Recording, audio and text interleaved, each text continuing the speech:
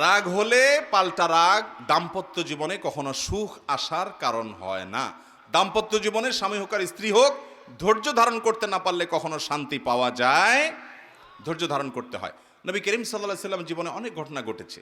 এর আগে আমি একাধিকবার বিভিন্ন জায়গায় বলেছি। আয়েশা রাদিয়াল্লাহু তাআলা আনহা ঘরে ছিলেন, তিনি, তার নিয়ম ছিল যে স্ত্রীর ঘরে থাকতেন, রান্নাবাড়া তিনি করতেন। অন্য স্ত্রী এক বাটি খাবার দিয়ে একটা কাজের মেয়েকে পাঠাইছেন, খাদ্দামাকে, কৃতদাসীকে পাঠিয়েছেন এক বাটি খাবার দিয়ে, তরকারি দিয়ে ধরেন।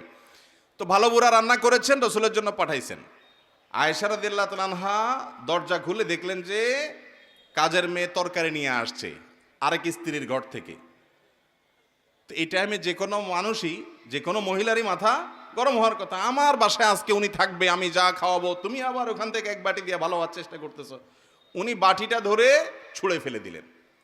বাটির সব তরকারি তো গেছে গেছে, বাটিও দুই টুকরা হয়ে গেছে। এই দৃশ্য নবী করিম সাল্লাল্লাহু আলাইহি সাল্লাম দেখার পর উনি বাইরে হয়ে আসলেন, যা উঠান থেকে নিজের হাতে সে ভাঙা বাটিটা নিয়ে আসলেন। আনার পর একই শেপের একই ধরনের আরেকটা বাটি এই ঘরেও ছিল, আসলে তার ঘরে। ওই খালি বাটিটা নিয়ে কাজের মেয়ের হাতে দিয়ে বললেন, এটা নিয়ে ওই বাসায় চলে যাও এবং খবরদার, মুখে তালা, এখানে কি ঘটেছে এর কোনো কথা বলা যাবে না, শুধু বাটিটা সেখানে ফেরত দিবা। ওখানে বাটিটা ফেরত দিছি। যিনি পাঠিয়েছেন তিনি মনে করেছেন যে কি, যে তরকারি রেখে কত সুন্দর করে ধুয়ে সাফ করে আবার বাটিটি দিয়েছে, তিনি অনেক খুশি। এই হাদিস বর্ণনা করার পর কোন মুহাদ্দিস, কোন হাদিস বিশারদ, কোন হাদিসের শেষে এটুকু অতিরিক্ত বর্ণনা করতে পারেন নাই যে নবী করিম সাল্লাল্লাহু আলাইহি ওয়াসাল্লাম আয়েশা রাদিয়াল্লাহু আনহাকে ডেকে দুই চারটা ধমক দিয়েছেন। আপনি আমি যদি হইতাম এই জায়গায়, আর কিছু না হোক, বোর দিকে তাকায়া অন্তত বিরক্তির সুরে এটুকু তো বলতাম যে এটা কাজ করলা, তুমি বাটিটা ভেঙে ফেললা, তুমি তরকারি না নিতে বাটিটা ভেঙে ফেললা। নবী করিম সাল্লাল্লাহু আলাইহি ওয়াসাল্লাম একটি কথাও বলেছেন বলে কোনো বর্ণনায় পাওয়া যায় না।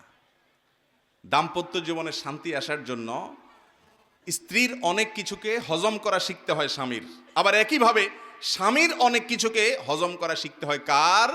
স্ত্রীর। আজ আমাদের সমাজ ব্যবস্থায় ভোগ ভোগ ভোগ, ত্যাগের কোনো নাম নিশানা নেই, যার কারণে সবর কেউ কাউকে প্রতি করতে রাজি না। দাম্পত্য জীবনের শান্তির জন্য এই সবর এবং শুকর যা আল্লাহ তাআলা দিয়েছেন সেটার উপরে শুকরিয়া আদায় করার মানসিকতা থাকতে হবে, না হলে কোনোদিনই আপনি শান্তি পাবেন না।